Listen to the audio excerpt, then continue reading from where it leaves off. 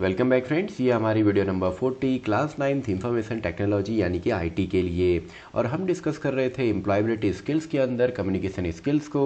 और इस यूनिट की प्रीवियस वीडियो में हमने समझा था पर्सपेक्टिव्स को, और इस वीडियो में हम समझने वाले हैं राइटिंग स्किल्स को। क्योंकि जब भी आप वर्बल कम्युनिकेशन करते हैं यानी कि आप वर्ड्स या लैंग्वेज का यूज़ करते हैं तो आपको वहाँ पर वर्ड्स को लिखना भी आना चाहिए, सेंटेंसेस क्रिएट करना आना चाहिए।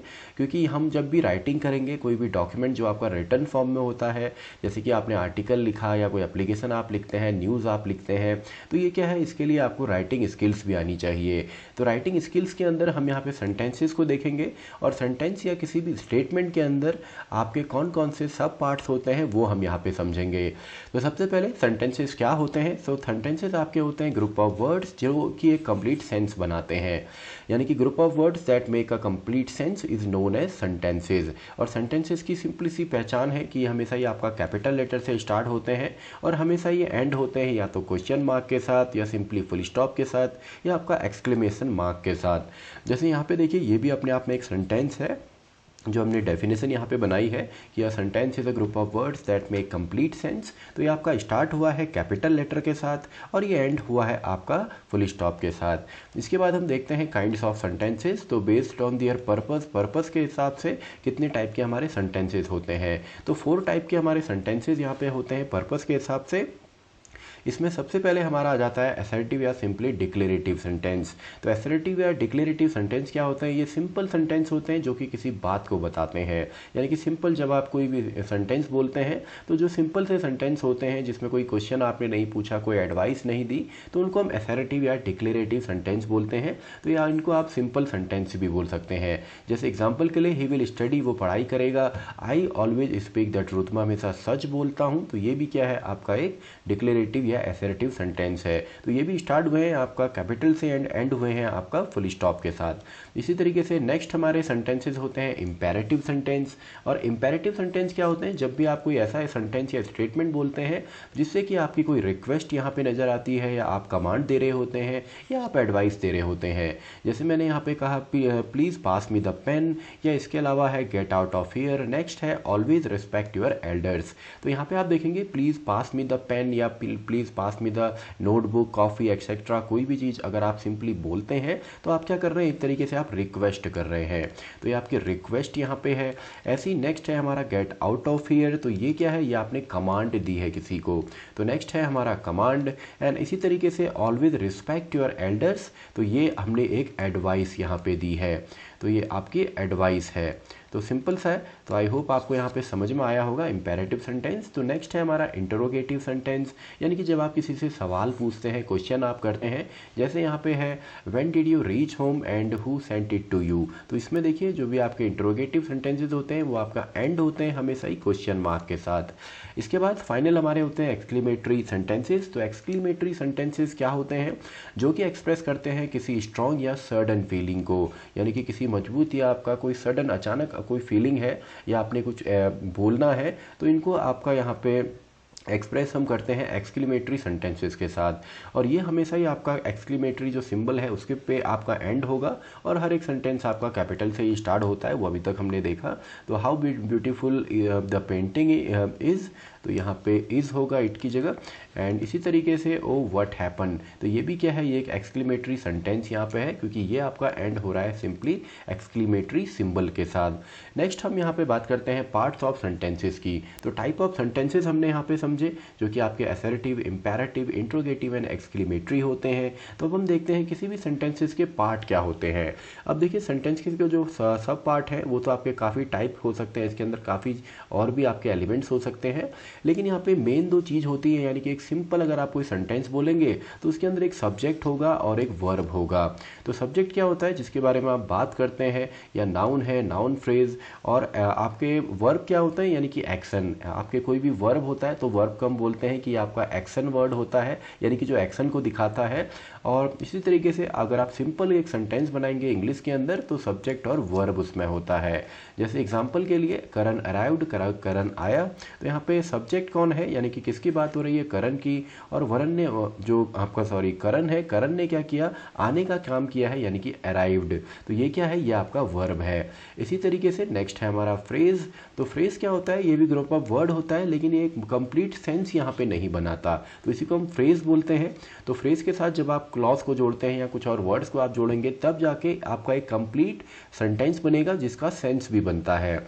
जैसे मैंने यहाँ पे बोला टू द स्कूल, तो टू द स्कूल का कोई सेंस नहीं है। इन द मॉर्निंग, सुबह, इसका कोई सेंस नहीं है। ऑन द वे, अब यहाँ पे अगर मैं बोलूँ we will go to school, we will go to the school, तो यहाँ पे देखिए गो टू द स्कूल जो है इसका कोई मीनिंग नहीं था, लेकिन हमने बोला we will go to the school, तो इसका एक मीनिंग यहाँ पे बनता है, यानी कि हम स्कूल जाएंगे। इन द मॉर्निंग, जैसे मैंने कहा आई विल बाथ, मैं सुबह जो हूँ सुबह मैं नहाऊंगा, तो मैंने कहा I will bath in the morning, तो अब इसका एक कंप्लीट सेंस बनना है। वरना अगर मैं सिंपली बोलूँ इन द मॉर्निंग, इसका कोई सेंस नहीं बनता। और आपका फ्रेंड अगर आपको बोलता है wait I am on the way, यानी कि रुको मैं रास्ते में हूँ, लेकिन खाली ऑन द वे बोलेंगे तो इसका कोई भी मीनिंग नहीं बनता है। तो फ्रेजेस क्या होते हैं, phrases are the group of words that does not make complete sense. इसके बाद नेक्स्ट हमारा आ जाता है पार्ट्स ऑफ स्पीच, यानी कि पार्ट ऑफ स्पीच के अंदर यहाँ पे आपके पार्ट होते हैं, 5 मेन पार्ट होते हैं, और आपके कुछ कॉम्प्लीमेंट्री या सपोर्टिव पार्ट भी यहाँ पे होते हैं। जैसे इसके अंदर आर्टिकल्स आते हैं, इंटरसेक्शंस आते हैं। तो यहाँ पे देखिए हम पार्ट्स ऑफ स्पीच में सबसे पहले देखते हैं नाउन। तो नाउन आपने लोअर क्लासेस में पढ़ा है, पहले से आप पढ़ते आ रहे हैं कि नाउन किस चीज़ को आइडेंटिफाई करता है, किसी पर्सन, प्लेस, थिंग या ऑब्जेक्ट के नेम को। तो यहाँ पे जो ये सिंपली नाउन आपका होता है, इसके अलावा सब पार्ट भी हैं, कॉमन नाउन होता है, प्रॉपर नाउन होता है, लेकिन हम केवल यहाँ पे एक ब्रीफ लेवल पे यहाँ पे देख रहे हैं। तो इसके एग्जांपल क्या हैं, जैसे एल्बर्ट है, ये एक नेम है, ब्राज़ील है, कंट्री का नेम है, एप्पल है, एक फ्रूट का नेम है, ऐसी पेन, तो ये कॉमन नाउन है क्योंकि पेन अलग अलग ब्रांड्स की आप यूज़ कर सकते हैं। इसी तरीके से प्रोनाउन, ऐसे वर्ड जो कि आपका नाउन की प्लेस पे आते हैं, जैसे कि आपका सी है, ही है, इट है, दे, यू, अस, तो ये सब क्या है, प्रोनाउन है। जैसे हमने कहा राम गोज़ टू स्कूल, इसकी जगह हम बोल सकते हैं ही गोज़ टू स्कूल, तो ये क्या है, सिंपली आपका एक प्रोनाउन है। इसी तरीके से आपका वर्ब होते हैं, verbs are the action word जो कि डिस्क्राइब करते हैं किसी एक्शन को, तो ये एक्शन वर्ड है। जैसे जंपिंग, जंप करना, ईटिंग, सर्चिंग है, या कूलिंग, या कूलिंग की जगह आप कुकिंग भी यहाँ पे लिख सकते हैं, या प्लगिंग, तोड़ना। इसी तरीके से यहाँ पे कुछ एग्जाम्पल भी हैं। Shyam was eating an apple in the morning, तो श्याम क्या काम कर रहा है, वो खाने का काम कर रहा है, तो यहाँ पे ईटिंग जो है ये वर्ब है, और श्याम यहाँ पे आपका नाउन है। तो सिंपल सा है, अगर इसकी जगह हम ही लिखेंगे तो ये सिंपली आपका प्रोनाउन से भी ये सेंटेंस जो है बन सकता है। ऐसे ही युविका कुक्स ग्रेट, यानी क्या, युविका यहाँ पे क्या है, सिंपली आपका नाउन है, एंड कुक्स यहाँ पे ये पकाने का काम कर रही है, कुछ बना रही है, तो ये आपका कुक्स जो है ये आपका वर्ब हो गया। ऐसे ही एडजेक्टिव जो कि डिस्क्राइब करता है आपका नाउन या प्रोनाउन को, उसको हम बोल देते हैं कि ये एक एडजेक्टिव है। जैसे आपका हमारा वर्ड है बोरिंग, तो बोरिंग भी है, जैसे पर्पल है, कलर्स के जो नेम है, हग किया है, हग है, या हैप्पी है, तो ये सभी क्या है, एडजेक्टिव है। जैसे मैंने यहाँ पे कहा my shirt is of purple colour, तो यहाँ पे जो शर्ट है वो किस कलर की है, पर्पल की, तो यहाँ पे हम शर्ट के बारे में बात कर रहे हैं जो कि आपका नाउन है, और ये पर्पल कलर की है, ये हमें यहाँ पे पता लग रहा है। तो सी इज़ हैप्पी, तो हैप्पी यहाँ पे क्या है, नाउन के बारे में बता रहा है, डिस्क्राइब कर रहा है, तो वो खुश है, यानी कि जितने भी इमोशंस होते हैं उनको आप ले सकते हैं एडजेक्टिव के अंदर।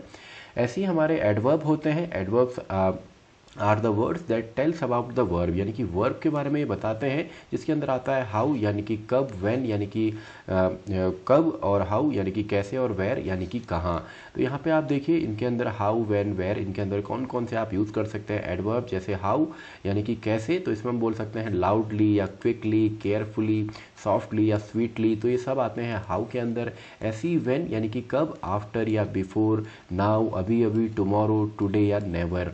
इसके अलावा वेयर यानी कि कहाँ, तो outside, somewhere, anywhere, here, upstairs, इस तरीके से आप लिखते हैं एडवर्ब्स को।